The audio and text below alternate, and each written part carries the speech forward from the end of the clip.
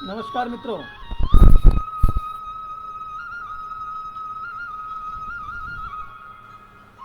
प्रतिदिन की भांति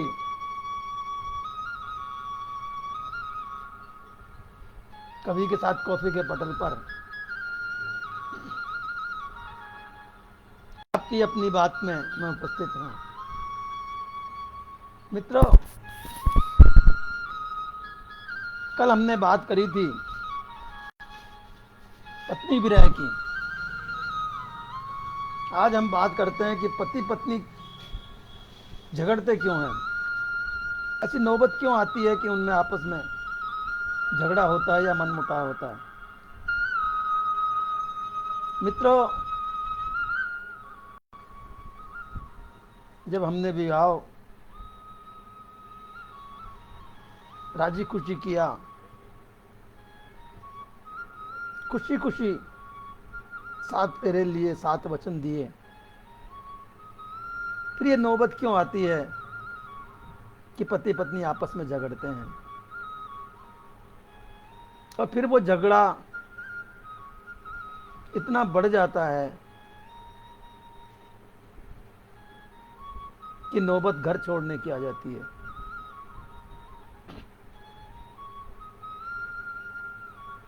क्या कभी आपने सोचा है कि आपके झगड़े से आपके परिवार पर क्या प्रभाव पड़ेगा, आपकी संतान पर क्या प्रभाव पड़ेगा और समाज पर क्या प्रभाव पड़ेगा और आपके जीवन पर क्या प्रभाव पड़ेगा? नहीं सोचा। यदि इतना सोच लें तो घरों के झगड़े ही समाप्त हो जाएं। पर झगड़े होने के 2 कारण 3 कारण होते हैं। एक तो शंकाएं, एक दूसरे को शक की निगाहों से देखना। मित्रों, जिस दिन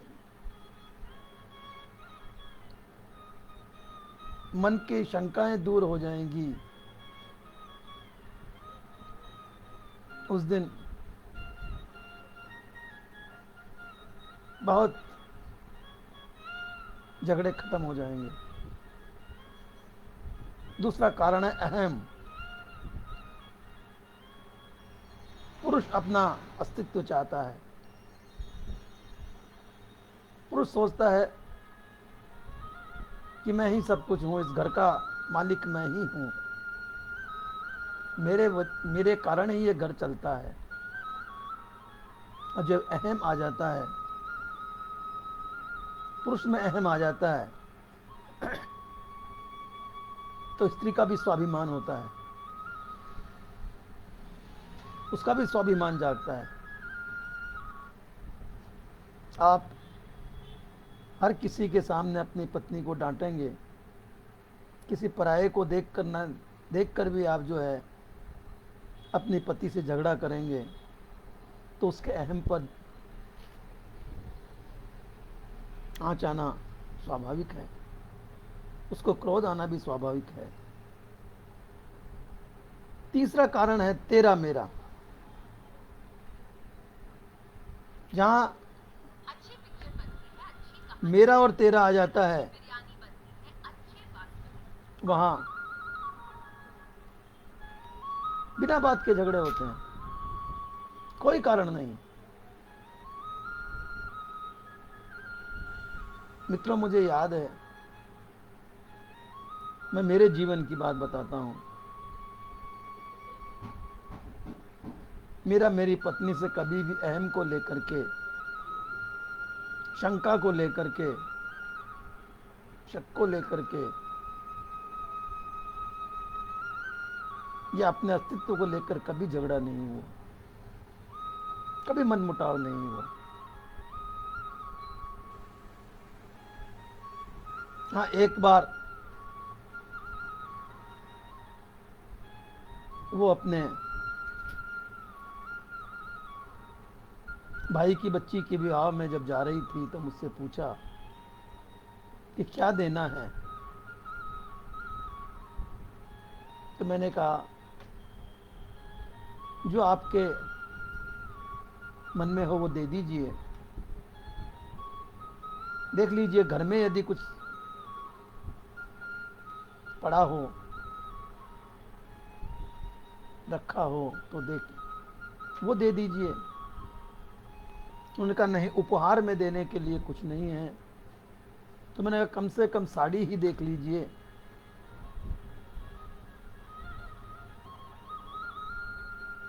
तो मेरी धर्म पत्नी ने, पता नहीं उस दिन क्या हुआ, वो कह उठी कि आपके परिवार में कहीं शादी होती है, आपके रिश्तेदारों के यहाँ कभी शादी होती है तो आप बढ़ चढ़ करके देते हैं। मित्रों, मैं फौरन समझ गया कि आज तेरा मेरा जो है ये मन में भावना आ गई है और ये कलह का कारण, सबसे बड़ा कारण है। मैंने उसी समय बात को संभाली और मैंने कहा नहीं, ये बात नहीं है, तुम नई साड़ी ले आओ। उस नई साड़ी दो और साथ में उसे 500 रुपये भी दे देना। बहुत पुरानी बात है, 500 रुपये बहुत बड़ी बात होती थी। पत्नी ने कहा ऐसा कैसे होता, इतने पैसे भी कोई दिए जाते हैं क्या?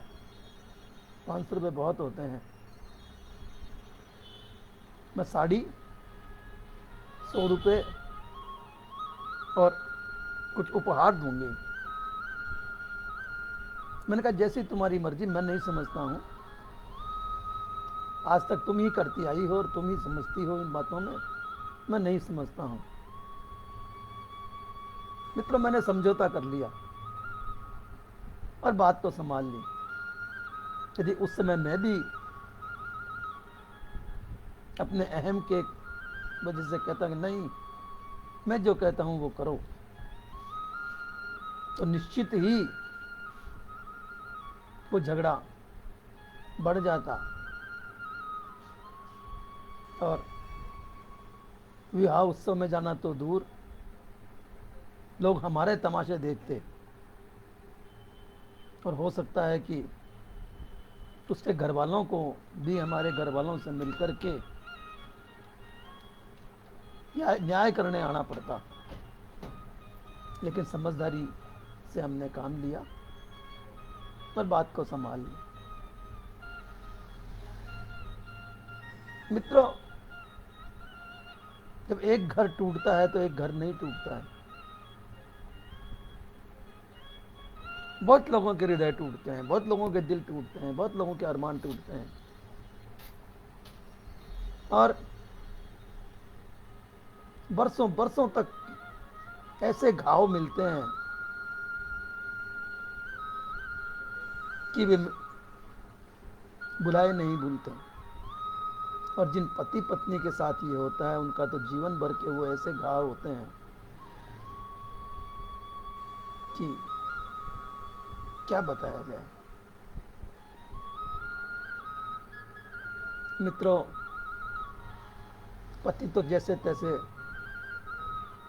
अपने को बुलाने की कोशिश करता है, लेकिन पत्नी बेचारी, जिसे जीवन भी चलाना है, बच्चों की परवरिश भी करनी है, समाज को भी देखना है,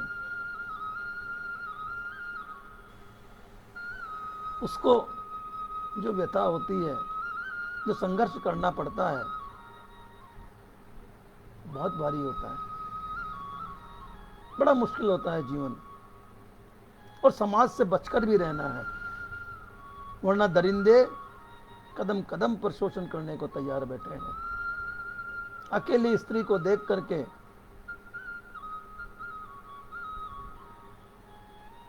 पता नहीं क्या क्या मन में विचार करते हैं, क्या क्या जो है वो उसका बुरा करने को तैयार रहते हैं। उनसे भी उस बेचारी स्त्री को बचना है, उनसे भी अपना दामन बचा करके अपना जीवन व्यतीत करना है। समाज ऐसा है कि विधवा स्त्री या परित्यक्ता स्त्री किसी से हंस के भी बात कर लेती है तो लोग उसके बारे में भी गलत धारणाएं पाड़ने लगते हैं।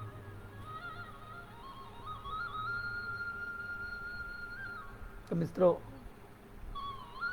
जहां तक भी हो सके घर क्लेश को दूर भगाने का प्रयास करें।